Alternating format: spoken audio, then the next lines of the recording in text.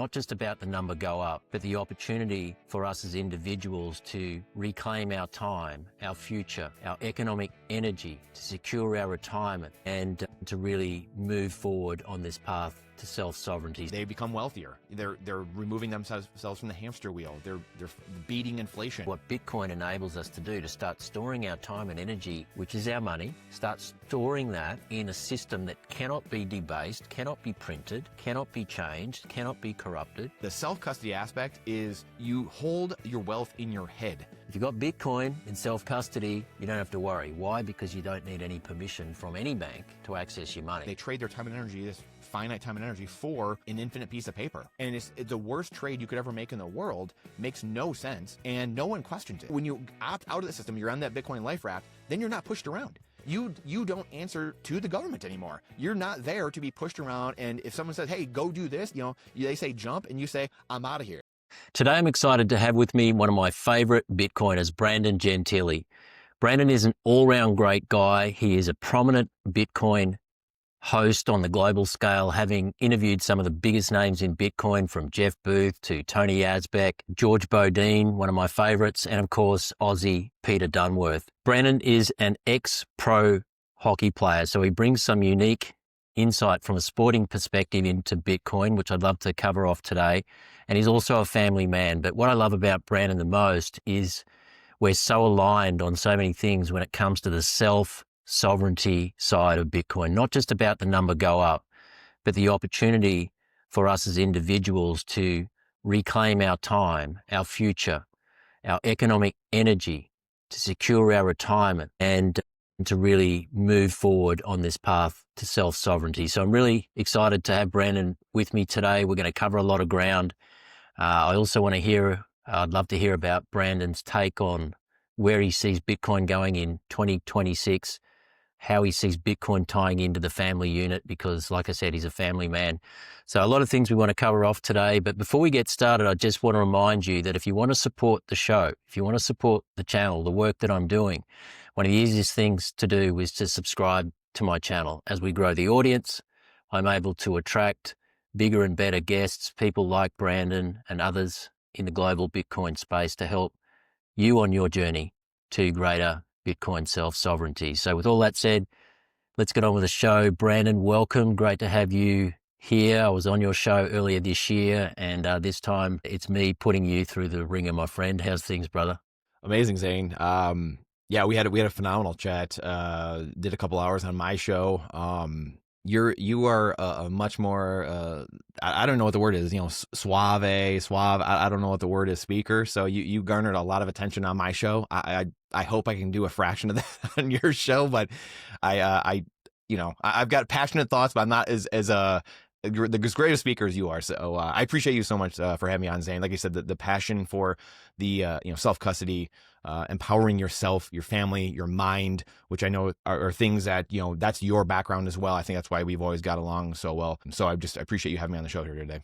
Yeah, awesome, mate. And what I'd love to do, Brandon, is really kick off with this family conversation around Bitcoin, because like I said, you're a family man, I'm a family man. I've got 3 kids, a little older than yours, but I've often heard you talk about on other shows how important it is to integrate Bitcoin into the family construct, and what this means for families today and could mean into the future, and also for the future of your kids. So maybe we can kick off by just getting your thoughts on that, and how you see Bitcoin playing into the family unit. Yeah, it's a phenomenal question. And really, at the end of the day, that's what this is truly all about. I mean, I think most Bitcoiners, when you hear people espouse Bitcoin, the principles, ethos, they talk a lot about, I'm never selling my Bitcoin, I'm passing it down to my children. I've heard many people over time, I'm going to die with my Bitcoin, which is a donation to the network. So if you are holding Bitcoin, your Bitcoin became more valuable now, all of a sudden, right? So all these things, it's such a massive part of the Bitcoin community.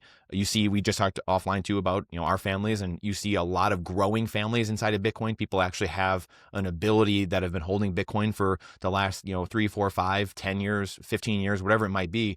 They become wealthier. They're removing themselves from the hamster wheel. They're beating inflation, all the craziness of the world, the government debts that are racking up. So there's so many angles to this. And reclaiming your time, reclaiming that energy. So you're not on that hamster wheel. Let's call it what it is. So many people have too much month at the end of their money, and they're working 2 jobs now. They're working 3 jobs now. Now they're working and their wife are working. Now them and their wife or their spouse are both working 2 jobs. We know that 50 or so plus % of divorces or of marriages, at least here in America, I believe, maybe in the Western world, end in divorce. I believe the number one, last time I checked a while back, it was because of financial reasons, was the number one reason of all that. And then we know the family, the nuclear family, is the bedrock of society. These are inescapable truths, and that's what sound money does. That's what Bitcoin does. And I think that, just tanging for a quick second, I think Bitcoin is a 4-letter word at times, depending what's going on in the world. But really, what Bitcoin is, it's an incentive structure, right? It's a ledger. It's a container for your time and energy. It's an incentive structure. The properties of sound money. That's what Bitcoin means when someone says study Bitcoin, or, I'm into Bitcoin, or whatever it is. It doesn't mean, hey, we're trying to make more fiat dollars. We don't want any fiat dollars. And that's the big distinction, that someone who understands Bitcoin versus crypto guy or gal, or the gold bugs, which I was one of those people. I was a real estate guy and gold and silver guy, 10 years ago and 15 years ago. And so that's the big difference.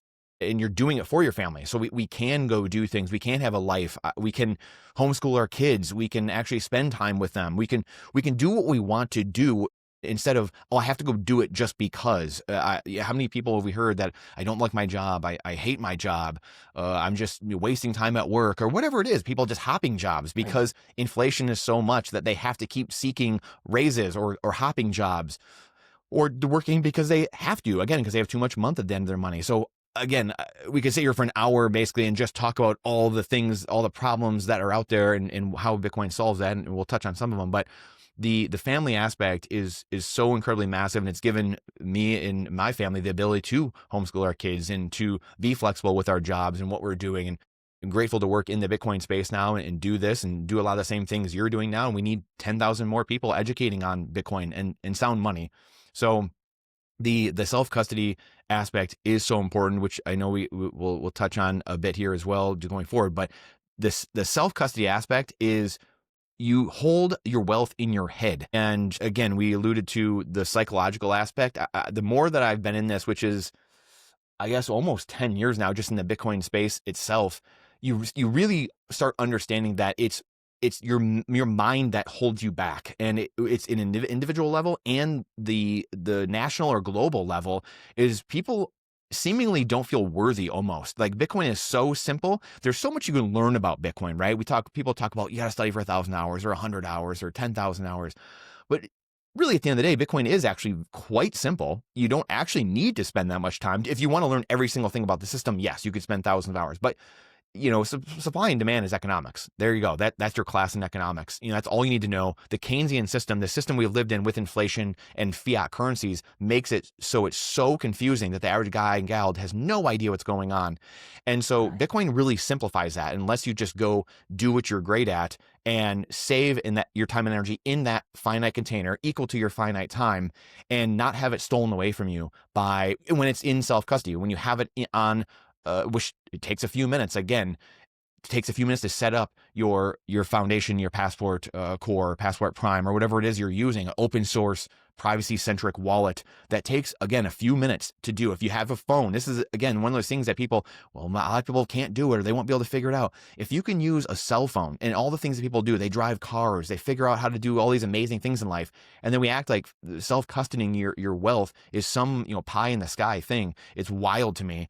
And it just goes back to FUD. It's just, there's so many elements at play, in we'll say evil elements, let's just call it what it is, that don't want people to have the ability to have a trust list, honest ledger, immutable, that cannot be changed. That's how this system in the world that we have, fiat currencies in every country in the world, that's how this system runs. It's a system based on, we're going to trust some guy up in the sky to do whatever in the world is happening, start wars everywhere, steal your time and energy through inflation, put you on a hamster wheel. You're a cog in the machine. You're a number on a spreadsheet, and that's supposed to be okay. And everyone just accepts that. And so we have this, going back to this mindset thing of how many people, and a lot of Bitcoiners do this. This is the thing that I think we're going to have a reckoning like we said, the last 2 years, people have been focusing on price. Well, we've got a lot of adoption from these big guys up top, but price hasn't done what we thought it was going to do. It's a wake up call to go back to the fundamentals. In hockey, like you mentioned, I played hockey, played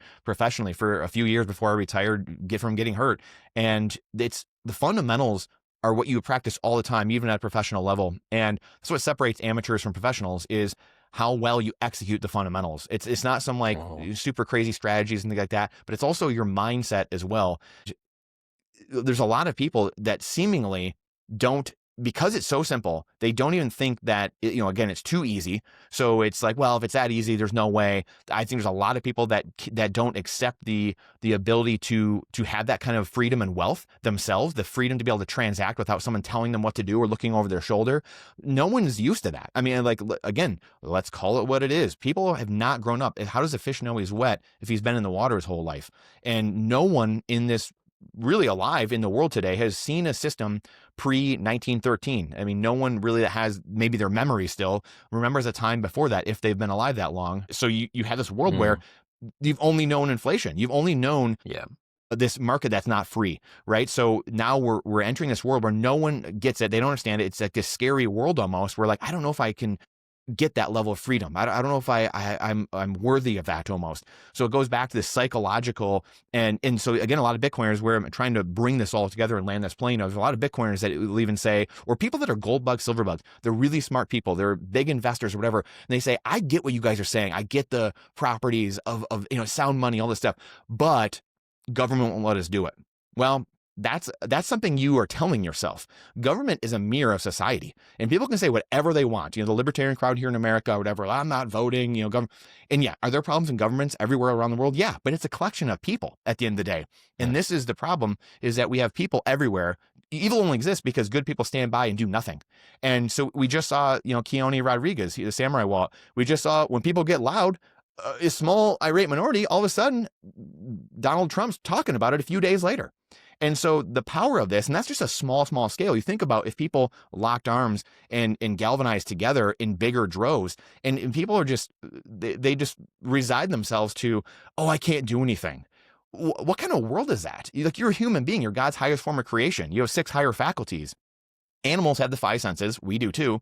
But humans have 6 higher faculties. And I always forget one of them, but willpower, imagination, reason, intuition, memory, and I don't know if I said imagination already. But anyway, you use those. And that's the thing that so many humans have beat out of them by the government-run school system, by public education, and just memorizing things and going back to kids, it kind of coming full circle with all this. So we have this world where it's this mental problem. You're in this mental cage, basically. Government run schools, everything, where you're taught to memorize, you're taught to ding the bell rings, go here, do this. There's only one right answer in life. True or false. That's not how life is. It's anything but how life works. If you cheat with someone, which is just collaboration in business, then you get thrown out of school or something like that. Like, it's so completely backwards. But again, we know that 150 years ago, especially in America and the Western world as well, the robber barons at the time, the Franklin, or the Rockefellers, the Vanderbilts, all these, the families who are running things wanted doers, not thinkers. And these are very well-known things. Well, I shouldn't say they're well-known, but they're documented. I mean, if people want to go look for these things. So Bitcoiners have done a very good job at rooting out a lot of these things and getting to the bottom of what is going on actually. Why do we have some of these problems? Why are we so backwards? So with all that being said, it kind of sets the picture of where we're going, the context of what's going on. And so one of my big things was custoding your wealth in your head, remembering 12 words or 24 words, which is the seed that your wallet generates, going back to your Foundation Passport or some open source wallet you have, hardware wallet, that takes a few minutes. You have that seed, those 12 or 24 words, and then you're sending your Bitcoin to the key, that seed phrase that you have, that you generated, and you can either carry your wallet around or whatever it is, or it could be multi-sig or something, but just simply having that cold storage wallet, or remembering it and memorizing it in your head, putting it on your Stamp seed plate, which is one of our sponsors as well. We're just grateful to have all these great Bitcoin only companies And then there you go. You have your wealth. You can go anywhere in the world. You and I, we can travel from US to Australia and back with that. I can't do that with my real estate that I owned, or, my cars or all these. You can't do that. So that's this world that we're entering. Yeah. And gold. Yeah, exactly. You're going to get stopped at the border with your gold and silver and your cash in your pocket, all this stuff. So that's some of those things where it just started dawning on me over the last 10 years as I went down the money rabbit holes and central banking rabbit holes of, holy cow, this is something that actually quenches the thirst. It checks all the boxes of all these things that weren't working in gold and silver for thousands of years. It was the best thing we had. Now facts change. We have something we've discovered that's better and checks those last few boxes. So anyway, we can get into more of that. That's just kind of the opening salvo, I guess, in the context for, why things are so important and how we're structuring and building our family and the foundation that we're going to build for our families here going forward. If you're ready to become truly self-sovereign, join my Bitcoin Success Circle. This is my private mentorship community. And inside the circle, you'll get one-on-one coaching from me, access to our 6 modules of recorded training, and you'll be connected with our growing community of like-minded Bitcoiners. This is a really powerful place to be. And everybody who's joined the circle is absolutely delighted that they did. Now, when you join us inside the circle, you'll gain immediate access to our membership portal. And inside the portal, you'll find our 6 modules of recorded training. The first 3 modules I co-host with Mr. Bisha Kadira. He is COO, Chief Operating Officer at Stormrake. The second half of the training, I co-host that with Mr. Tony Yazbek. He is founder of the Bitcoin Way. So all of this is inside the program. I know you're absolutely going to love it and get tremendous value from it. With that said, I'd love for you to join me. You won't regret it, and I'll see you inside the circle. Yeah, I really love that, the foundational side of it. And I think you're right, Brandon. I think we're at a time and place now where it's incumbent on us as Bitcoin educators, podcast hosts, influencers, whatever you want to call us, to really spend a lot of time really educating people on the foundations of Bitcoin. If you pick up Satoshi Nakamoto's white paper from October 2008, 1 month after the fall of Lehman Brothers, the global financial crisis, what does it say? Yeah. The top line says peer-to-peer electronic cash. And yet we've fallen into this narrative, and it's nobody's fault. It's just what we're tuned into, this narrative of Bitcoin is the ultimate store of value. Bitcoin is digital gold. Bitcoin is pristine collateral. Never sell your Bitcoin. It's multi-generational wealth. And yes, it is all of those things. And these are really important for securing your family's future. However, you're missing a really important fundamental there, and that is the fact that Bitcoin is also peer-to-peer electronic global value exchange. And so Brandon and I, sitting here on opposite sides of the world, we could be exchanging sats right now through either a Lightning wallet or a Bitcoin on-chain application on our phone, a Bitcoin wallet on our phone. We could be doing that, and within minutes, we could be exchanging value with nobody in the middle of that transaction.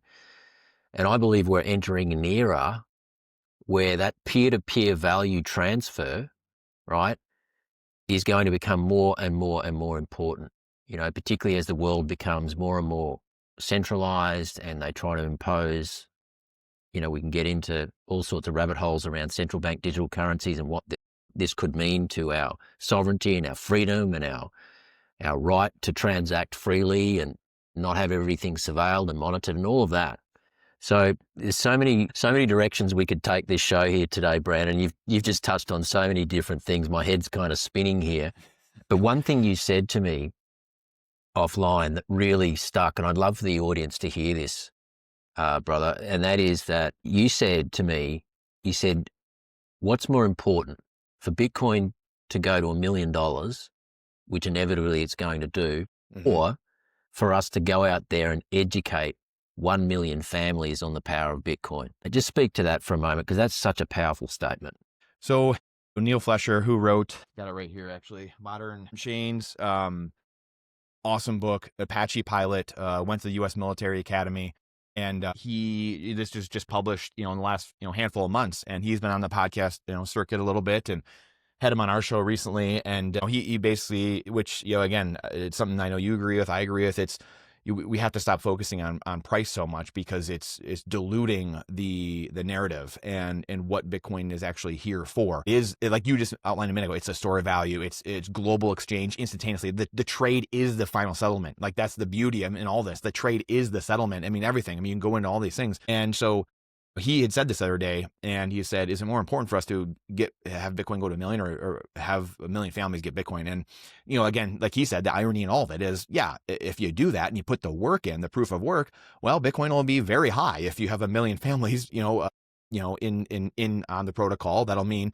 not only they're in it, but they're spurring on other people, and that multiplication effect, that compounding. And then obviously the bigger players above as well will take notice of that as well. So and then we go back to, I mentioned to you a little while ago, or maybe offline, that I've been going back and watching videos from 10, 15 years ago, and watching John Matonis talk to Max Kaiser on the Kaiser Report on RT, and explain Bitcoin to him, stuff like that in 2010. And you see it, and it's a very real issue that we're dealing with, of the possibility, or it's the psychological aspect, like we go back to, and that's why I brought this up, the centralization of Bitcoin. Now, people get these things confused.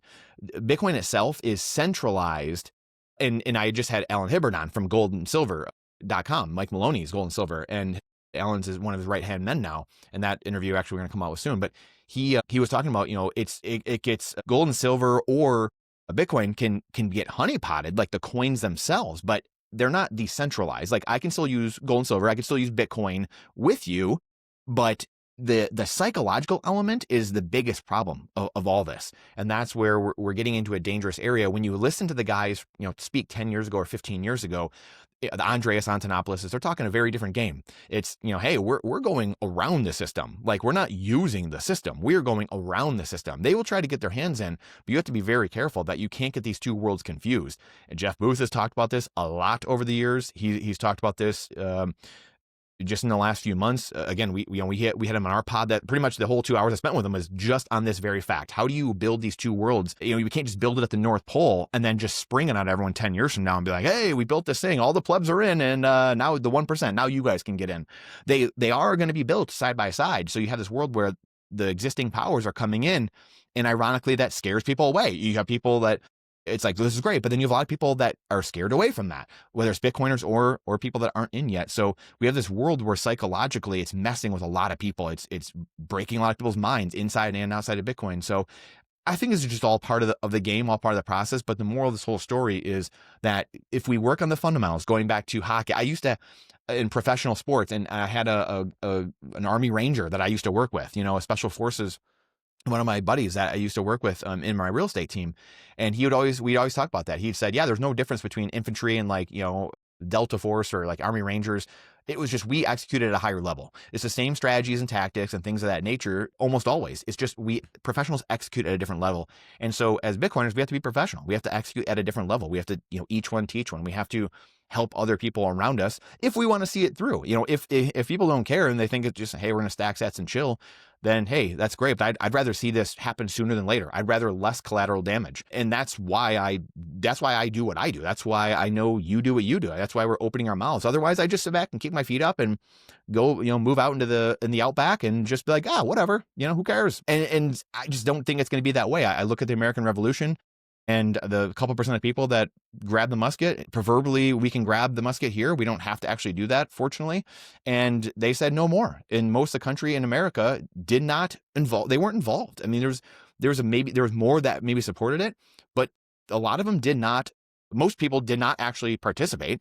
And then the crazy part was the other 97% or so, or 95%, whatever the numbers really bear out to be, they got the Bill of Rights. They got the Constitution still. The couple percent, the smaller rate minority, dragged everyone else across the finish line. And this is something that, again, people want to talk about macro all day long. They want to talk numbers and fiat and this and that and other thing. And again, you and I talked about this. As content creators, you're trying to hook people in different ways to try to get them in the door and then deliver content, the fundamentals to them, things of that nature.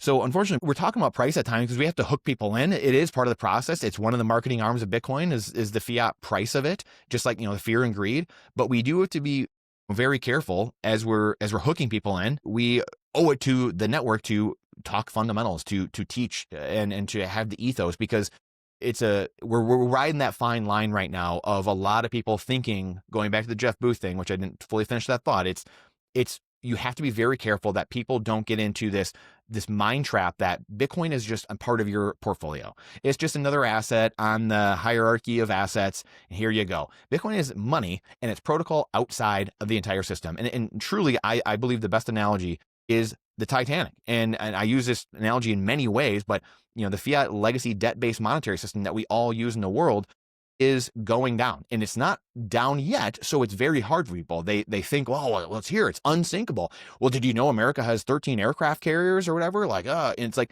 it doesn't matter. We could have 1 million drones and 1 million aircraft carriers, but once enough people start losing confidence in that dollar, boom, done. That's what hyperinflation is. It's a loss of confidence in the currency. It doesn't matter. There's no amount of aircraft carriers that can keep confidence. Those things are incompatible. And that's what I think the average person is going to have a rude awakening here. So there's no amount of aircraft carriers that can keep that confidence for people. Zero. So that at the end of the day is the world that we are entering. There's going to be a lot of people who have a rude awakening. It's the Bitcoin is the protocol, the life raft, the only network and system off of the Titanic. Everything else is still on the Titanic. Gold and silver, real estate, stocks, businesses, they are all denominated in dollars. No one goes around talking how many ounces of gold and silver do I have and how many barrels of oil. No one denominates their life in that, and they never will. 5,000 years of history tells us that the network is not global. It's local, but it's not global. And so that's where Bitcoin, again, checks those couple boxes like we said earlier. So Bitcoin is the protocol, the money humans have needed for thousands of years, and it's off of that Titanic that's going down, and eventually everything will be 12,000 feet under the ocean. And in Bitcoin, yes, is it scary? Is it the middle of the night? Is it cold? Are these little dinghies, little life rafts in the ocean? Is a small nascent asset? Yeah, it is. But that's the cost of freedom. It's, do I want to go down with the ship? Or do I want to take a chance here and try to build this system and go make it? At least I know I have a chance. All fiat currencies in human history have gone to zero. Every single one of them. That's the Titanic right now. So it's already hit the iceberg. We're voting for new candidates. We're trying to get into different asset classes. That's like rearranging deck chairs and voting for a new captain. Doesn't matter. You're still going to be at the bottom of the sea. So get on the life raft and buckle up. Yeah, and that's such an important point to make, because, just that analogy between a Titanic and all of these layers of endless debt that will never be repaid, that governments have around the world and citizens of the world have, particularly in the developed world. Everybody's got a nice big fat mortgage these days. And it's a system that once you understand how fiat currency works, and the only way to, the reason that it loses its value is because it's a credit-based system or a debt-based system. They issue credit, which is essentially debt. And the only way out is for them to just keep inflating that debt bubble more and more and more and more until eventually the whole system breaks. And I really love that, Brandon. It is a sinking ship. And over here, there's this little life raft, and the sea is a bit choppy, right? And the island, which we can refer to as, say, Freedom Island, it's over there in the distance. We can see it. But in order to get there, it's going to be a little bit of a rough ride. And I just think that's a really good way of looking at it. And look, there are people right now, and I'm sure you've probably spoken to a number of people, guests on your show, who have kind of spoken to this point. We're down, 25, 30% in terms of from the all-time high price right now. Is that about right? Something like that? Yep. Yeah, Yep. about that. And so anybody who came into Bitcoin, say, 2 months ago, right, if they're not educated in this way and understanding of this transition that we're in, it can be very easy to sort of say, oh, this Bitcoin thing, it's a pile of shit. My investment's down 20% or 30%. I'm just going to cut my losses and move on. But that's one of the biggest mistakes that people can make, because, and I would venture to say that it's anybody who does that, it's going to be a mistake that they live to regret. And the reason I know that is because I've spoken with hundreds of people through one-on-one coaching calls, consultations, who are either new to this space or have been in this space for a cycle or two, because we know that Bitcoin runs in 4-year cycles, and they had 4, 5, 6, 10 Bitcoin 5, 6 years ago, and now they just wish they hadn't have sold out, and now they've only got 2, so this is all part of the mind game that Brandon's referring to, guys, regarding Bitcoin and the future focus and the discipline and the realization that, this is going to take time, this transition. Don't expect buy Bitcoin and you're going to get rich overnight. It doesn't quite work like that. And so my advice is, if you buy Bitcoin, don't worry about what the price is doing tomorrow. Stop looking at it. The less you look at the Bitcoin price, the better off you're going to be. If you've got a house, you're not looking at the price of it day to day. The only reason why people look at digital real estate, which is what Bitcoin is often referred to, the only reason why people look at Bitcoin's price on a day-to-day basis or a minute-to-minute basis, because they've got an app on their phone and they're fixated on it every single day. The only reason they're doing that is because there's a bloody price chart that's global that operates 24/7, 365. Yep. But imagine if that was on your house as well. So I love this stuff around mindset that you're talking about, mate, because it's not spoken about enough. No. Everybody talks about price and the macro and this and that, which is great. But what is it that really helps people at a deep level? What helps people is, number one, understanding the value of the asset that they hold. So that means doing some study. And even if Bitcoin's price is dipping in fiat dollars, which is the very system that you're trying to escape, by the way. So why on earth would you price this pristine asset that you're escaping into? Why would you price it in the dying system that you're trying to escape from? Like, it does my head in, And so this is all mindset, it's perspective, it's realizing that Bitcoin is the future. Nothing's going to stop Bitcoin. Do you think that Bitcoin would still be functioning today if the government was going to ban it, if it was going to fail, if it was going to be hacked? I mean, the opportunity to do that is not today. It's been in the last 16 years and it just hasn't happened yet. So, yeah, I really resonate with everything you're saying around that, and clearly your sporting background and everything that goes into execution, fundamentals, mindset, discipline, all having a plan. You can see how that's transitioned from your pro hockey life into Bitcoin. So I really love that. Yeah. Yeah. And it's funny, Zan, like we said earlier, it's a 1 second decision to choose a money that doesn't steal from you.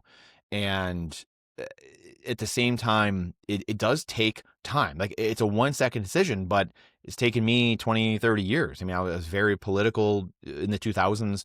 And then I started studying money and central banking in 2009, 10, 11, studying real estate, studying assets, tax law, all these things, because it was like, oh, you got to capitalism harder, bro. Sorry. The earth is failing. I'm graduating from Michigan State University at that time, and I played hockey there. And so you're just thinking about doing that. And then I was very good in school when I was a kid, and with like very good in school, in grade school and in middle school. And then as I got older in high school and college, none of it made sense. You had a lot of like the wokeism was starting. And so you had a lot of these things that none of it added up. There's no merit and accountability or responsibility in a lot of things you saw in life. And you're just like, when am I going to learn money, by the way? When am I, all these different things, and no one had any answers for it. And so when things were really crashing in 08, 09, that's literally right when I was graduating. And so I went down the rabbit hole and found books on central banking and just like trying to learn about money and what was money. And so like, was that part of my personality? Yeah. I mean, it was to a degree. So, and then it's all kinds of studying that goes into it. The thing I don't understand, I guess, is that everyone goes to work for this thing. They trade their time and energy, this finite time and energy, for an infinite piece of paper. And it's the worst trade you could ever make in the world. Makes no sense. And no one questions it. That's the thing that I just don't understand, is because it just goes back to, I guess, the confirmation bias, or just the relativity bias of, well, that's the way it's always been. So no one questions it. We send our kids to this school, we do this thing, and we're just very routine-based creatures. So I think that the smartest people in the world, the smartest entities in the world, know that. The weaponization of good people against themselves. And that's because humans are made in God's image. Humans are made good, but we're all cracked. So evil knows that, and it can incept any of us really at any time. And so it's these higher powers. And again, not to go down these rabbit holes necessarily, because I know I can tend to lose people at times. But after 30 years, it became very obvious. I saw the political side and the political layer where 99% of people live, and then I spent 10 years studying just money and history of money and finance and economics and running businesses and raising money and trying to buy apartment complexes and all these things. And then you get to this, and that's the money changer level, which is where a lot of Bitcoiners, like, everyone fix the money, fix the world, and like this will rearrange all the incentives. But there is another level, that the final boss of all that, there is the good and evil spirits, and that's where you see people doing things that just frankly don't make sense, or these heinous things. That's not money, like that's at the end of the day, because a lot of these people have the money printer, they have the currency printer. Like, there's no amount of money that's going to satiate some of these human beings. And so why is that? And so it's going down these rabbit holes of understanding how this water falls down. And so most people operate way down here in the political level, and they think it's red versus blue, and they're fighting, oh, this bill that got passed or that. And it's so far down the totem pole of importance and in actually making any change in life that we just keep grinding away. We just keep withering away in that layer down there, unfortunately. And so, here we are.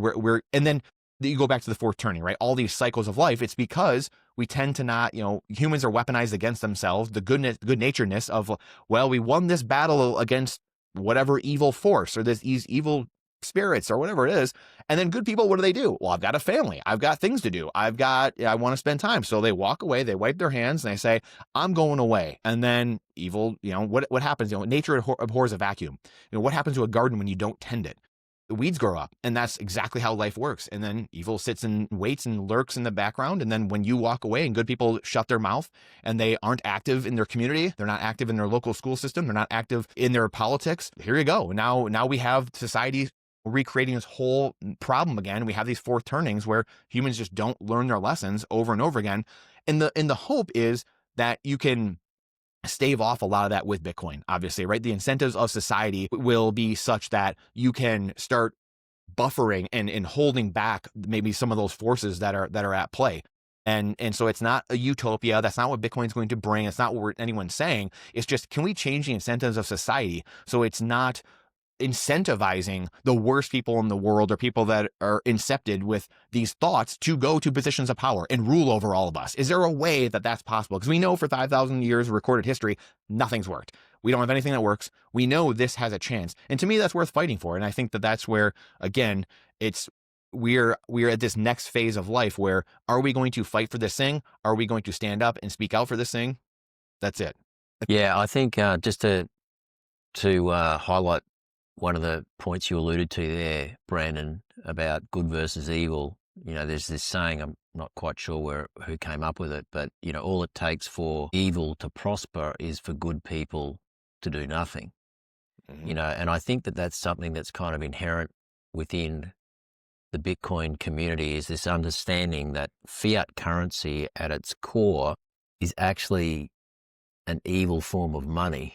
Right. And I don't want to get too deep into this here today, but when you start understanding the history of money and central banking and the advent of it, right, and you realize that the Federal Reserve, the third iteration of the Federal Reserve, because they tried 2 times prior and it failed, and then in 1913 they finally got it done with JP Morgan and the creature from Jekyll Island. But the thing is that interestingly, the same year, the IRS was formed, the Inland Revenue Service, which for the Aussies listening, that's like the ATO, the Australian Taxation Office. So the American Tax Office was formed in the same year that the Federal Reserve was formed. And then 1 year following that, what did we have? The beginning of World War I, right? And so when we start to understand all of this, and then we fast forward and we look at the late 60s and the Vietnam War, which was a prolonged war, that should never have gone for as long as it did. And then Nixon comes out along in 1971 and he declares, that's it. We're no longer going to have sound money. The US dollar, which has been financing this war way beyond its life or its useful term or whatever you want to call it. Now what we're going to do is we're going to sever this currency that is funding this war so that now we just have no checks and balances whatsoever on this currency. And so we go over the last, 50, 55 years, and we think of all of these global conflicts and wars. It could be Iraq, or it doesn't really matter. And we think, well, what is the source of that? And how are they funding these conflicts? And what would life look like if we had a return to sound money, where government central banks, they couldn't just hit the big red button and just declare that we're going to war, because if it had to be funded by the people or through taxation, well, nobody would ever vote for it. And so how much more peaceful would the world be? We wouldn't have these endless conflicts that we have today. And so it's just really important to really understand how fiat currency ties into a lot of the problems that we have, a lot of the conflict that we have in the world in terms of conflict, war, division, even religion. Mm-hmm. And then tie that back to the family unit, which was where we kind of started today's conversation. And that is, well, what does that mean for the family unit? Why is it that the family unit is starting to break down now? Why is it that, for the most part, people are having less children, not more? Why is it that once upon a time, one person could go to work, back in the 50s, 60s, dad would go to work, mum would stay home, raise a couple of kids, quarter-acre block out in the suburbs, right? House prices were 2 to 3 times the average annual wage, whereas now it's like 15 times. Yeah. But nobody questions it, right? We just realize, okay, well, now mum's got to go to work. Now my 1-year-old son, he can't leave home now. He's got to stay home and rent a room office, right? Now we need another kid to stay home and do that. And so all of this gradual breakdown of society as we know it, we're just all, as individuals, we're just copping it on the chin and not realizing that at the heart of all this is the problem with money.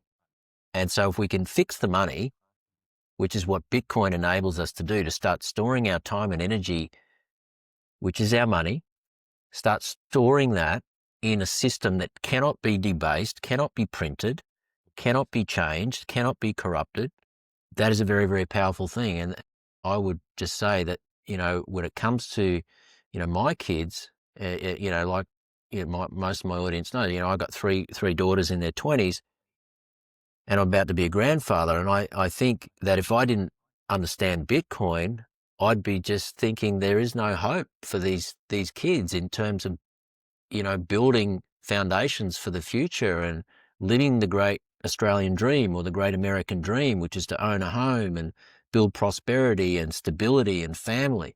How on earth can you do that if you're like you said, Brandon, on the hamster wheel and you're just trying to survive and you're sharing a rental house with 6 other students or kids or young people in their 20s because nobody can afford to go out on their own and start building a family. And they say, well, the government says, well, no problem, we'll just import people from around the world to keep the population up, right? And so this is what starts to happen. And then of course, the fabric of a nation starts to break down and all of its values, because you start just bringing in people from wherever. And this is what we're seeing right now. So that's kind of my long-winded way of saying that, we've got to understand that fiat currency at its core, if you go back historically, it's not what we had. We used to exchange value that we could trust. Gold's been money for 5,000 years and other forms of value exchange, but Bitcoin really enables us to return to that. So what I'd love to do, Brandon, is kind of transition here into a conversation around the hallmarks of Bitcoin, because we know it's got some pretty powerful features. And I really think it's so important that we start, as Bitcoin educators, we start highlighting these to people at a deeper level beyond just the number go up. But what would you say, is it the fixed supply? Is it the decentralization? Is it the fact that nobody can change the system? No politician, no CEO? Is it the peer-to-peer value transfer? What would you say is the most powerful feature or group of features of Bitcoin that you really want people to understand? Yeah, that's a phenomenal question. I would say that it's honestly hard. I know some people have their favorites. It is hard to pick something, because I feel like whatever flavor of the day type of thing is, like whatever's going on in the world, there's always like a good rebuttal to it, right? Right now, the quantum stuff is really big, things of that nature. But again, like, because it's an anti-fragile system, people have already been working on stuff like that. I mean, that the quantum stuff is probably a bit far away. But again, just goes back to Bitcoiners being way ahead. Bitcoiners are always thinking 10, 20, 50, probably 100 years into the future. And so that's the beauty of having a decentralized open source system. And so the open sourceness of it, just the open source code, I mean, that's where all these altcoins come from generally. It's people say, well, what's the next Bitcoin? There's going to be a MySpace to the Facebook and all. it's open source code. We've had tens of millions of people try to copy Bitcoin. Bitcoin is the next Bitcoin. And because of these properties, because of the Lindy effect, because the first mover advantage, is a billionaire, the guy on the street, the homeless guy who can't get a bank account at JP Morgan Chase, he can't, by the way, they got the same company who has, deals with the guy that did things with, young kids on an island somewhere. They bank that guy, but they don't bank the homeless guy because he has no assets. So he can't get banked there. That guy, just like the billionaire, like a Michael Saylor, what do you think that those guys, are they going to want to put their money in something that has no energy in the system, into some new Bitcoin, into some new copy of it? No, of course not. You're going to put it in the strongest network possible. The network right now, as it stands, has, what, 20 nuclear reactors worth of energy upholding the integrity of the network. There's nothing on Earth like that. There literally nothing. It's the only network in existence like that. It's the strongest computer network on Earth. And so people talk about quantum, they talk about solar flares and asteroids hitting the Earth, a lot, gold and silver bugs. Again, I'm a recovering gold and silver bug myself. It's a very black pill nihilistic world where you're kind of hoping for like the end of the world almost, because that's how you're right, and where the entire world gets knocked out of communications and communications, digital, whatever. But we're all gone at that point, so it really doesn't matter. And then we have bigger problems, right? So it's this world where it's an anti-fragile system that the Lindy effect says, again, the longer a system's been in existence, the longer it's going to go. So it has first mover advantage. It is capped at 21 million, which is the beauty, which Satoshi knew. And that's where, again, people get this confused too. The electronic peer-to-peer cash system, like you mentioned earlier, you mentioned a couple qualities way earlier than you just mentioned some of them just now. And people think that it's like a new Visa as well, or something like that. We already have Visa. We have Venmo, we have PayPal, we have Zelle, we have all these different things that already do communication quickly. But the problem is it's not final settlement. So another beauty of Bitcoin, the network, is its final settlement. Either it takes 10 minutes if you want to do a large transaction, or maybe it's a lot of money, a lot of wealth, or you can use the Lightning Network or Fedimint or something like that, or a Liquid, one of the other layer 2 or layer 3 solutions that take seconds, a split second or whatever it is, for fractions of a penny. So it's kind of up to you and what you want to do, but that world exists in both realms for Bitcoin. So the final settlement, the trade, is the final settlement. And that's what we don't have here on Earth or anywhere else. We don't have that with credit cards. They take 3% fees that everyone has to pay for a middleman for no reason. So you have that. There is a Western Union has remittance fees, and the credit card companies have the 3% fees. So that's gone. Bitcoin takes that out of the equation. Yeah. So these different settlement times, when you go to a bank or a Western Union or whatever, that's where all the funny games happen. That's where all the chargebacks, the 3% fees, all these things happen. You don't have that in Bitcoin. There's no chargebacks. It's once you have it, the trade is the settlement. Boom, done. It's a bearer instrument. It's once you give me the gold, possession's 9/10 of the law, possession's 10/10 of the law here. And so that's the system that starts rooting out the corruption and starts incentivizing good actors and good players all throughout the system. And if you start extrapolating that out, the butterfly effect of that, of actors incentivized to be good and act appropriately in the system, or you can't play, well, that's where you see, again, one of the other euphemisms or memes of, you don't change Bitcoin, Bitcoin changes you. So now you have another system or another part of this where it's a system that you have to have, it can't be, it theoretically could be changed, right? But you'd have to have so much support to change it that it's basically impossible at this point. Like you mentioned again earlier, 15 years ago, government could have attacked Bitcoin because the network energy was so low. There wasn't many players in the system. But now the incentive, again, also, so we talk about incentives, the incentive structure is to not have anyone change the system, because there's so much wealth tied into that system that now it makes no sense to go back and say, hey, we're going to have an inflation rate all of a sudden or something like that. That now makes my coins worth less. So why would I do that? So that's game theory playing out. So that's the captain nature, and that's where the Satoshi understood both aspects, and that's why I was starting with that earlier.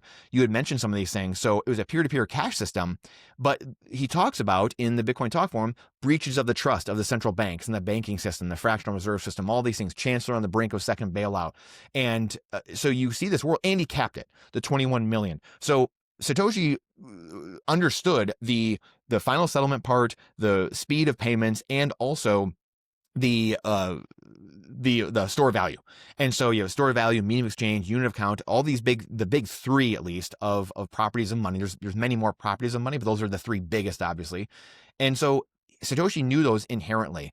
And again, another beauty of it is because it's nodes running the network, and the nodes control the network. Just because Michael Saylor has 600,000 or 700,000 Bitcoin, or someone has 1,000,000 Bitcoin, they don't control more of the network. That's a fiat system. That's proof of stake altcoins and all this other garbage out there. If you have more of those coins, then you control more of the system. You have more validators in the system, or whatever it is. You can buy off politicians to change the network in your favor. The fiat network can be changed in your direction.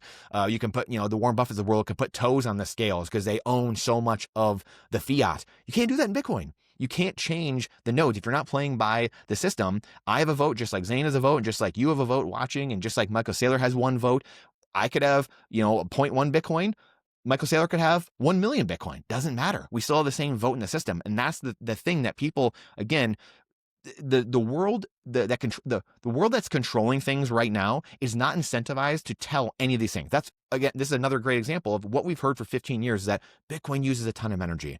Well, yes, it uses energy, but it uses stranded energy and flared energy. It's actually probably one of the best things for the environment that we literally have.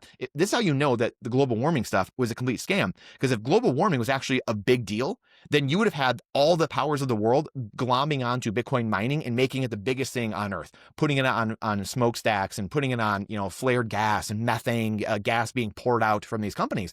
But none of that. Instead, they fudded it. Instead, they said it was boiling the oceans and using all this energy. So it's using renewable energy and stranded energy. It's the biggest user of renewable energy in the world.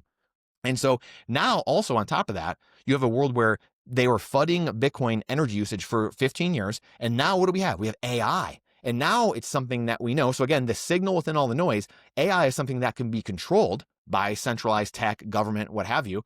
So now we know that what's being said or not being said is also just as important. So now we don't hear any Bitcoin FUD about energy usage the last year or two, because guess what? It needs a lot of energy, AI. And if you say, well, this thing's bad because it uses a lot of energy, then you can't say it about this thing over here. You can't say it about AI. But of course, they can control AI. And that's why you don't hear Bitcoin energy FUD anymore. You hear it, oh, we need energy. Energy is good.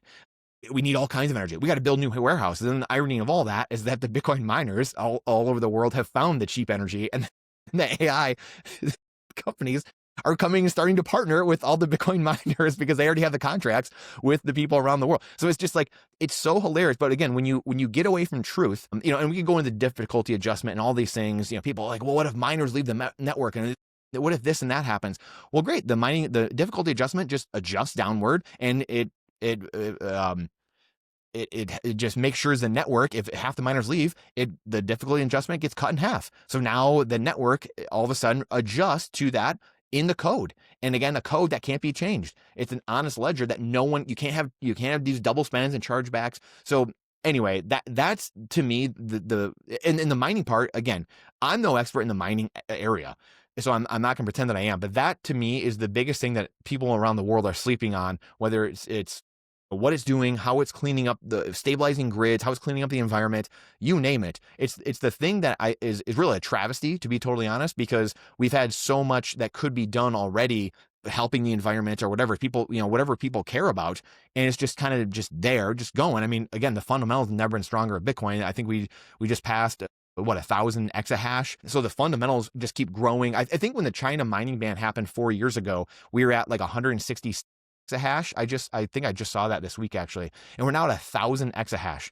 So the fundamentals were up 10x, almost 10x in the fundamentals of the system, the strength of the system, and that's where again the proof of work. We could talk about the proof of work nature too if you want, but that's a whole nother thing versus proof of stake. But I've talked about a lot of this, so I'll let you kind of take it where you want to go. But yeah, I think mining's probably again, I'm no expert in this area at all, but what you were referring to then about the difficulty adjustment, just for the listener, Brandon, if you can clarify maybe, but my understanding, what you're referring to there is with every 4 years, with the halving cycle, the block reward that the miners gets cut in half.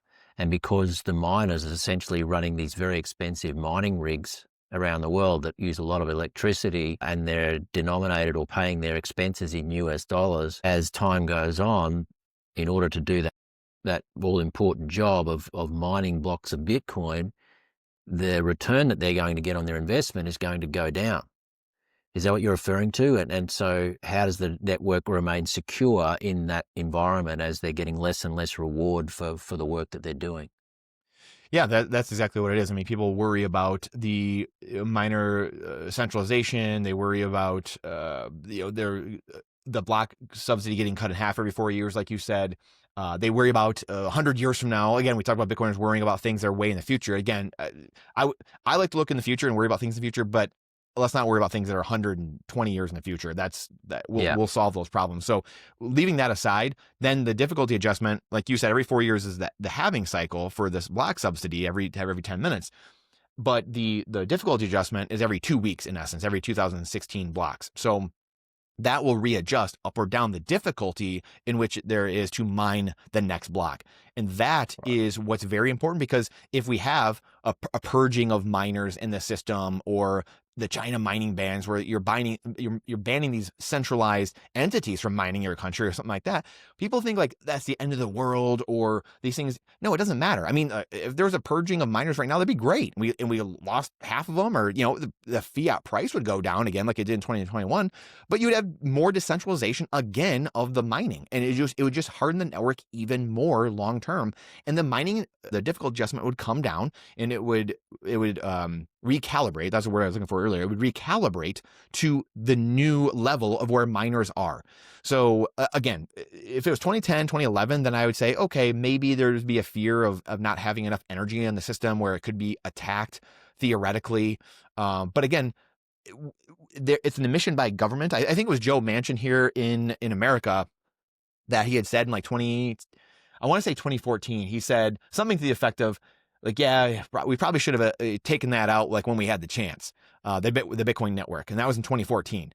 And so they know, I mean, look at the JP Morgan Chases, the banks. That's why they're trying to get as many Bitcoin as they can, because they know they can't stop it. You can't out-regulate it. So what can you do? You can psyop people, right? You can make people believe that it's part of the existing system. You can say, well, you need to pay taxes on this stuff. Well, you can't have privacy coins. You can't have coin join mixers. Oh, you can't have them outside of fiat rails. You got to use KYC. We got to know all information, blah, blah.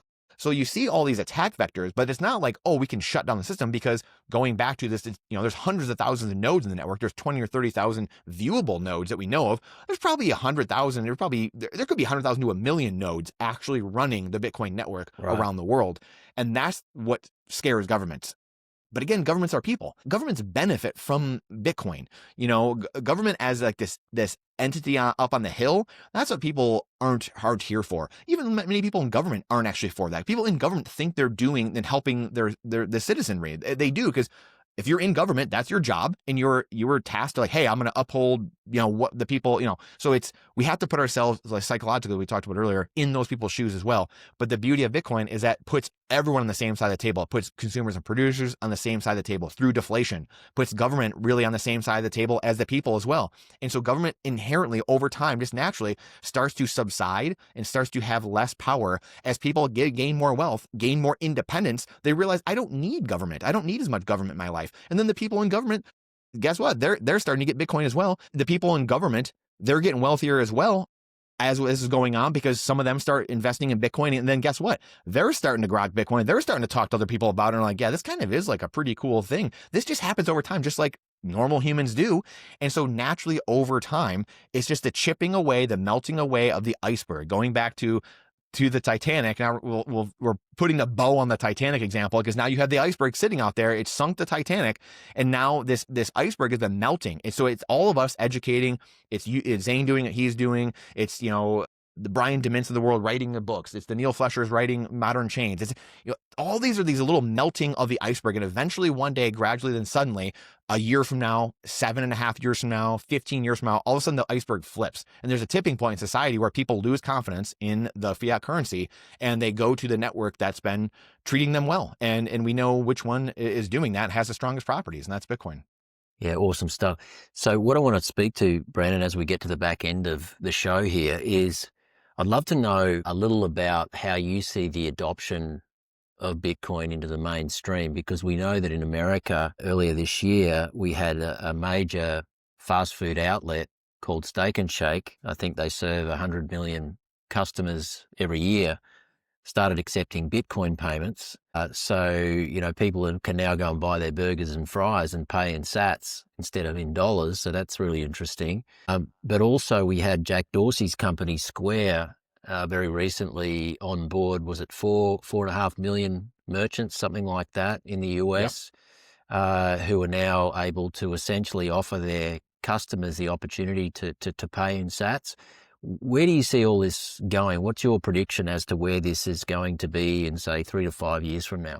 I think it's going to be massive adoption in this sense. And I think that the more people see, I think the Cash App thing was huge. I think that there's a lot of people behind the scenes right now, as we speak, looking up Bitcoin. There's people reading about Bitcoin right now. They're buying Larry Lepar's big print. They probably just subscribed to, your channel yesterday. One of the subscribers that came on, guess what? That's a business owner here in America. Like that, all these little things that are happening. So 5 years, you extrapolate that out. And now you have businesses all over, big and small, we're accepting Bitcoin by all of a sudden, by the way. Going back to like people talk about never sell your Bitcoin. The memes cut both ways in Bitcoin, and they're great for a lot of the memes that are outwardly facing are great for people getting into Bitcoin, and it cuts through a lot of the noise. But once you get into Bitcoin, a lot of the memes like change. Actually, you have to kind of like look at it from the other end, the other side of the prism, actually.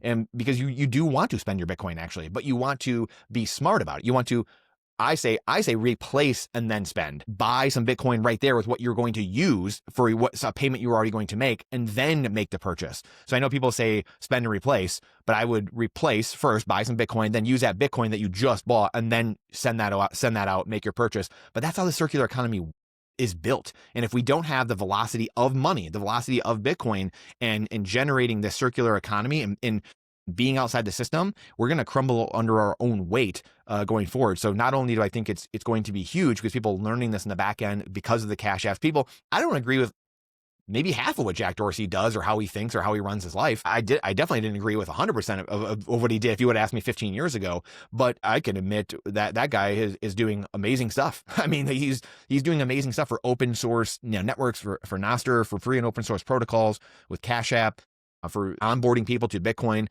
I mean, he's a stud in that regard. So I think we need many more people like him doing that. And I think we will. People are building stuff in the background, but the circular economy is massive if you want an economy, because it goes back to what we talked about earlier. Government is a group of people. That's all it is. And the government is a mirror of society. People think that, there's this saying in America that, government should be scared of its people, not the people scared of its government. Right now, really every country around the world, America included, you have people scared of their governments.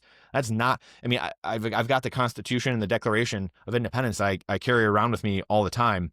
And I have a couple favorite lines, but one of my favorite lines, I'm going to find it, is that governments are instituted, where is it?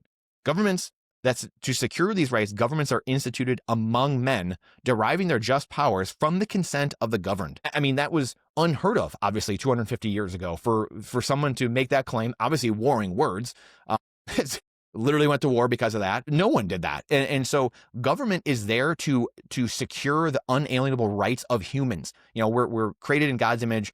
We have these rights.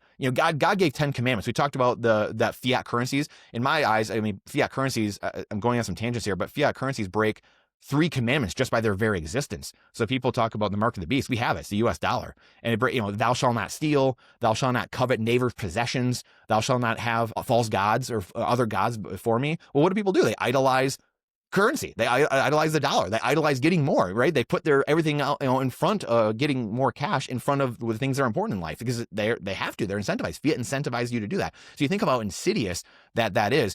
But again, going back to this, it's governments are there to protect those God-given rights, and that's it.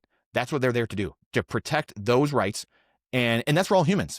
It happened here in America first, but that's the wake up call. That's the shot heard across around the world for the entire world, literally, because now the toothpaste out of the tube. Now people, that arc of history 250 years ago, everyone is slowly working their way towards that. And Bitcoin is a massive, you used to have property rights for, again, just the people inside of America's borders, or maybe the U.S. Embassy eventually, something like that, where, okay, the Bill of Rights, Constitution is for those people.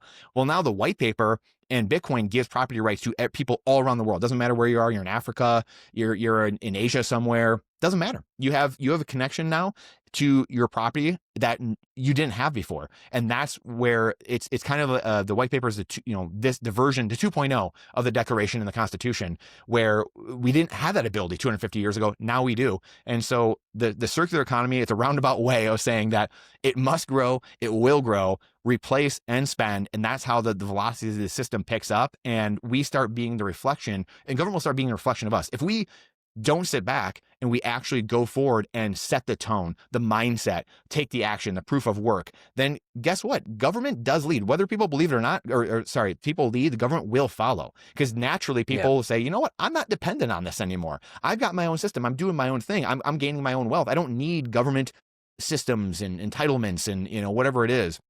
That's the system that's collapsing. We can see it all around the world, like you just said. Issues that had happened just in Australia, incident happened here all the time in America. It happened just again recently here too. I mean, you look at Chicago and all these cities. That's the fiat system crumbling day after day after day, and these new systems are being built up alongside of it. It's just not evenly distributed yet. Not everyone sees it yet. Not everyone's educated on it yet. But it takes time. It's only been 15, 16 years, and we'll get there. But that's like things like this, the circular economy. That's how this is important. It's going to your vendor, whoever it is, going to a store and asking, "Hey, do you guys accept Bitcoin?" A simple thing, one time. You don't have to say anything else even. Just like, hey, do you accept Bitcoin? And if someone has, what is it? Then, hey, you check into it, study it, it's this and that, but just, do you accept it? Do you accept it? Do you accept it? And then that just starts spreading around the world, and we'll get there. So do you think within the next, say, 5 years, it'll be common to go down to your local cafe or barber shop or mechanic and be able to pay in sats? Or do you think it's a bit further away than that? I think it's, I'm going to be realistic and say it's further away. I'm hopeful. I'm idealistic in the sense that, I think that Bitcoiners right now, the last 15 years, anyone who's got into Bitcoin is a visionary. They're probably entrepreneurial. They're more visionary based, idealistic in the sense of like, we're going to pull humanity towards our vision.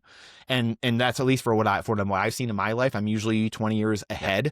So I think we're 10 years out, type of thing. Cause I also see it in the demographic shift too. We talked about the kids, and this is where this all kind of collides. The kids know nothing different. So you're going to have, your kids into my kids. Like you have that literal gap of ages where they're now becoming wealthier, and then my kids are entering the system where they know no different. They have dads or families. They've seen this now for a while. They've talked it. And then now it's like, oh, I see what's happening. That change, I think, happens very quickly at that point.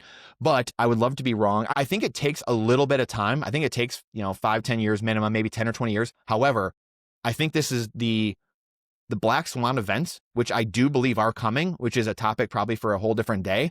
I believe those things will move this timeline up much faster. So I think in a world where there's not a lot of collateral damage, Zane, and we can just like educate each one, day to day, or we're putting out our videos, and it's just, I think it takes 10 to 20 years.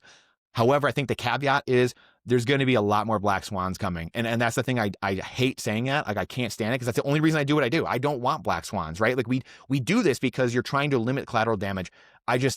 For 20 years, you sat back and said, wow, people need more pain, and it's going to get worse before it gets better. And that's the only thing I can think of that I've been saying since I was a kid, maybe middle school, high school. And it just gets truer every day. And so I think those things are going to speed up. The Canadian trucker protests, it's the more wars that start, the, Dutch farmer incidences. Yeah, exactly. Yeah. So I think that speeds this timeline up. Yeah, no, I agree with that.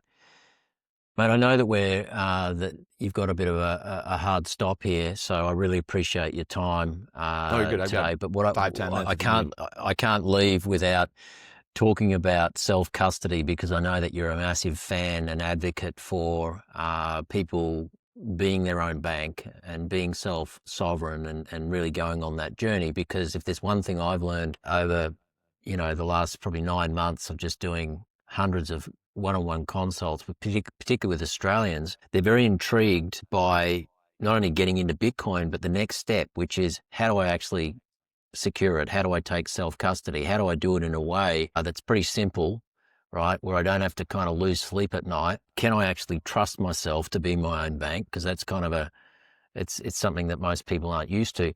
So how important is it for you that people learn about securitizing their Bitcoin through self-custody?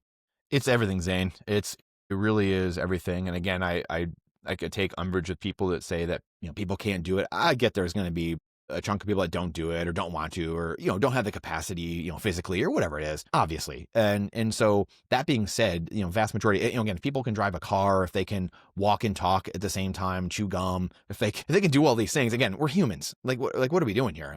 Why, bringing things down to this lowest level? There's going to be a part of society that, yes, is it second and third later things, the Fediments, where it's like, again, we don't need to get in the advanced thing right now. So that will be for a segment of society. But for most people, yes, I mean, that trade-off you have of putting your money in a bank and now it's not yours anymore, it's legally the bank's, that 3% fees like we talked about, not having final settlement, all those things are trade-offs. You're trading off your time and energy for inflation. It is the inflation. It's the inflation that you're trading off your time and energy for what? For a little bit of ease, for a one less click, maybe. When we're going to get to a point where the custody aspect is very simple. And again, it's only been 15 years, so there's more and more things that are coming out. People are creating amazing things where it's becoming easier and easier.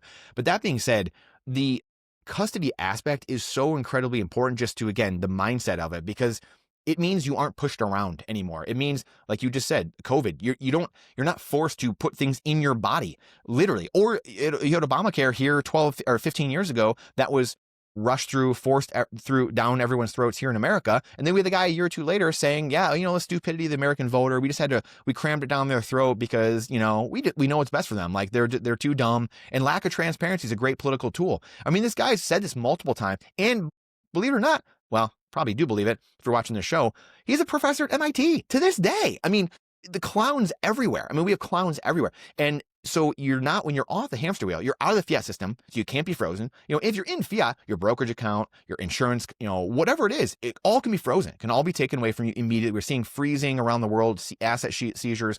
We've seen bail-ins in Cyprus, obviously.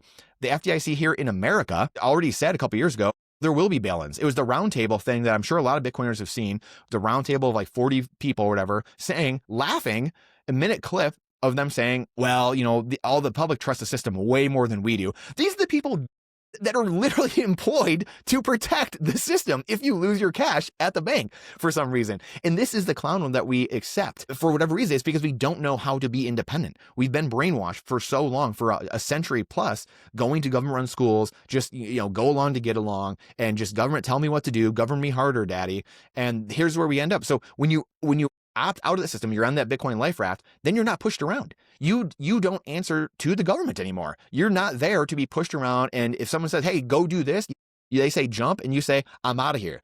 Right now, people say, how high? Say, hey, jump. Well, how high? If the government says it. Well, now it's like, no, I don't need you. You're out. You're ungovernable. You're not pushed around. You can go to other planets with your wealth in your head. And it's just it's a world where you need to. Alvin Toffler talked about in Future Shock, the book he wrote in 1970, that the people of the world will have to, or at least the successful of the world will have to learn, unlearn, and then relearn. We're in the information age now. We're going through these cycles, and we've come to an information digital age. So it's incredibly hard for people to think in different time frames, to think in the present, to operate today, but also think in the future. It does. So like we started out saying, it's a 1 second decision at the beginning of this, and it doesn't take much time to actually grok it. At the end of the day, I empathize with people. I'm here to rile certain people up and to shift context for certain people. I know I'm not for most people. I'm very passionate about it. I have been my entire life. I was a Bitcoiner before I even knew I was a Bitcoiner. And so, it was this, this is what I was fighting for 20 years ago. And then I realized I didn't even know yet, here's the white paper. This is what it is. It's for humanity. Because at the end of the day, doing real estate, I was good at doing these things, but I realized all the issues that you're having in business and what's going on, the wealth gap was the biggest thing. It's not, like we said, we talked about global warming earlier and all this garbage, all these fake things, but the wealth gap, which again, you're going to have in Bitcoin, you're still going to have, people have more or less Bitcoin, but the wealth gap in the sense that there's so many poor people on the streets, or whatever, that was getting so low because of fiat. That's what happens in a fiat system, that we need to bump the poor middle class and make sure they have a way out. Otherwise, you're going to have the world rip apart at the seams. And that to me became I can't unsee this. And that was for me, even something 15, 20 years ago. I didn't think about that. I didn't care about that. Yes, I was younger, but also I just thought, capitalism harder, man. Like you just got to work harder. Like you just got to by the bootstraps. And then you realize, oh man, the entire system's against this. It's against me. It's against the businesses. It's against, the regulations are there to keep the little guy down. They're not there to, we're protecting people. That bringing this all together, it's self-custody is what gives you that ability to, the FU money. People talk about, I want to make FU money. Good luck. Good luck with all the regulations, all the things, the same thing, the stuff we just talked about. You can have FU money immediately by buying Bitcoin, putting it in self-custody, spending the few minutes and the few bucks to put your generational wealth into self-custody. Period. End of story. And then all of a sudden that extrapolated out, all those thoughts, people can hear the way I talk, they hear the way you talk. Just imagine that rippling out across people, because that, you don't change Bitcoin, Bitcoin changes you. So your thinking starts changing, and just imagine more people thinking like that and talking like that. And so again, we can, at the end of the day, we can have peaceful slavery, which is not even that peaceful, because they start wars all the time. The fiat, currency printer, they start wars all the time.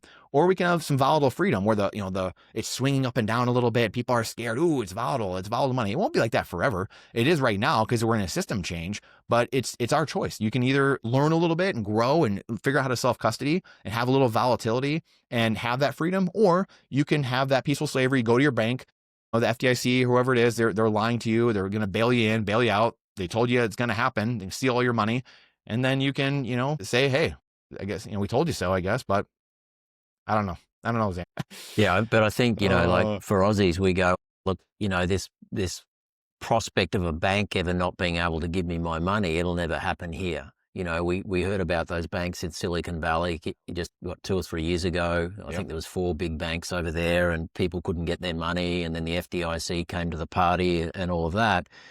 And for those that don't know, FDIC is essentially just insurance. And, if you have a deposit with a bank up to, I think, $250,000, you're insured. And if the bank can't pay you, well, the government will. But, nobody speaks about the fact that, if you're bailing out depositors or banks, what are you really doing? Where's the money coming from? Oh, it's driving inflation, right? So it's not a good thing. It's not a good thing in any way you look at it. But in Australia, what we're seeing right now, Brandon, and you may have heard some snippets of this, but, people are having a tough time with their banks. Banks are telling them there's limits on withdrawals, or, you can only send up to $10,000 per month to an exchange or a brokerage to buy Bitcoin. People are having trouble, in some cases, sending their money overseas, or to buy gold or silver to send to a brokerage. And so now, for the first time, people are starting to experience what it's like to actually have their money quarantined by their banker, and people are under this false illusion that they put the money in the bank, it's going to be there forever, they can get it whenever they want, there's no limit to how much they can move, but they don't understand that we operate in a fractional reserve banking system, meaning that if you and I and our relatives and our best friends and everyone in our neighborhood all go to the bank at the same time to try and get our money because we get nervous about the state of the world, or there's a black swan event, or COVID Mark II, or a world war, or something, some crisis where people go, holy hell, we need to get our money out of the bank. Guess what? Sorry, withdrawals are frozen today. You can't access your money, temporarily suspended access to your money. If you've got Bitcoin in self-custody, you don't have to worry. Why? Because you don't need any permission from any bank to access your money. And I think that's really at the heart of the point we want to make here, guys, is that, you don't really own Bitcoin if you don't yet own your Bitcoin in self-custody. And rule number one in Bitcoin is not your keys, not your Bitcoin. And we just got to get back to this realization that at its core, what Bitcoin is, what makes it so powerful as an empowerment tool, is the ability for you to actually own your own money, spend your own money, be your own bank. But the only way you get to experience that kind of permissionless money is if you learn about self-custody. And it's not that hard, is it, mate? It's just learning a few simple steps. It's probably like riding a bike for the first time. You got your training wheels on. It's a bit wobbly at first, but once you get the hang of it, you're away. So send some small transactions, test it out, do it for a few minutes, it takes a couple minutes to fire it up, generate your seed phrase, send a couple test transactions back and forth to yourself, or, maybe someone sitting there with you that's helping you or whatever it is, send a few back and forth, and away you go. And that's just, you keep working into it and keep working into it. And it truly is the thing that is outside. Again, I go back to some of the things that orange pilled me. seeing the log chart of Bitcoin from a price perspective of like, okay, what are these volatile swings? 8-10 years ago, I'm looking at stuff, and you see the log chart of Bitcoin, or a log chart where it's just straight up and to the right, or a log chart like a network effect, and you're, wow, it is a network. It's a positive sum network. It's not just this pricing going up and down. And then the self custody thing, you can custody your assets in your head. Once you have that seed phrase from the wallet, you could memorize it and then walk to the next country if war breaks out, or you can go to a different planet. That is unheard of. That is impossible with anything else we have. And so that to me it's what moves humans to literally, I think, a different level of consciousness. I think if humanity, if we can make this jump and we feel worthy of it and our mindset's right, we'll enter a new level of consciousness sometime this century that we've never experienced before. Yeah, I love that. Brandon, I want to say thank you so much for your time today. I know that you're a busy man, and I really appreciate you coming onto the show and just sharing your wisdom and insights. Is there any last final message you want to leave the viewers with, maybe where they can find you, how they can follow your content, etc.? So my Brandon _Gentile is the handle, I believe, at everything really, on Twitter. I think on Nostr technically as well, like on Primal. And then the YouTube channel, we do live streams, similar content to what you're doing, Zane, obviously, podcasts. You try and spread the message, live streams. And so it's a calling, and that's, again, I know why we do it, because it's, you do ask at times, why am I doing this? And so it's just something that I've had burning inside me for a long time. And so I just feel grateful to be able to do it. And Bitcoin's given me the chance to literally to be able to do this full time, going back to this entire thing that we're talking about, getting off the hamster wheel and leaving the fiat mining world. It's because of Bitcoin, and that will just continue happening for everyone that joins the network and puts their energy into the network. Find me in all those places. Love to chat. Always trying to put out content, write articles. Working on some books in the background. Hopefully they'll come out next year. And I just appreciate everything you're doing too, Zane. You're crushing it. I love hearing you speak, and got to have you back on the pod here in 2026, and just everything you're doing, man. So I'm just very grateful that there's other people out there that have the same ethos and pushing freedom forward. So appreciate you. Thank you, buddy. Have a great rest of the year, a great Christmas, and I look forward to seeing you in 2026. To all of you for tuning in, I want to say thank you. It means a lot that you tune into my show, my podcast. If you want to support the channel and you haven't yet subscribed, it's the easiest way to support the work that I'm doing. But other than that, I want to say thank you. You've been listening to Bitcoin with ZT, where real conversations meet real conviction. We'll see you in the next one.